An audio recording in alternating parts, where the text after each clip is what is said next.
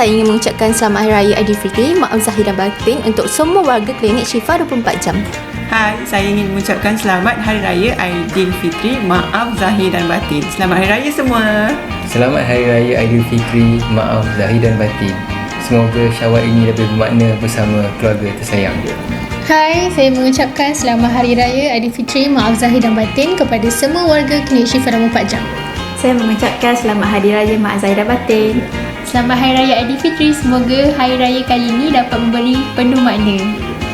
Selamat Hari Raya maaf zahir dan batin. Semoga raya tahun ini dipenuhi tawa dan senyuman.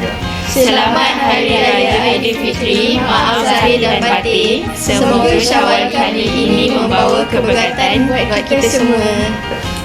Selamat Hari Raya maaf zahir dan batin. Selamat Hari Raya diucapkan dan hati-hati di jalan waktu balik kampung. Selamat Hari Raya Aidilfitri, maaf zahir dan batin kepada seluruh umat Islam. Selamat Hari Raya maaf zahir dan batin dari kami Klinik Syifa Semang Bestari. Musim raya, jaga pemakanan, jangan lupa makan ubat, jaga kesihatan. Selamat Hari Raya Aidilfitri, maaf zahir dan batin. Salam Aidilfitri, maaf zahir dan batin. Semoga Syawal kali ini memberi lebih banyak kenangan manis bersama orang yang tersayang. Selamat Hari Raya Aidilfitri, maaf zahir dan batin. Semoga Syawal kali ini membawa kebahagiaan dan mengeratkan silaturahim sesama kita.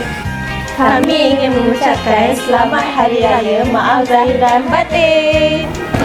Assalamualaikum warahmatullahi wabarakatuh. Bersempena dengan hari Lebaran ini, ingin saya ucapkan selamat Hari Raya Aidilfitri, maaf zahir dan batin kepada semua kaki tangan Klinik Syifa 24 jam dan juga pengunjung setia Klinik Syifa 24 jam. Semoga anda sihat selalu. Assalamualaikum, saya Dr. Syazwan bin Muhammad Zaini dari Klinik Syifa 24 jam ingin mengucapkan selamat Hari Raya Aidilfitri, maaf zahir dan batin.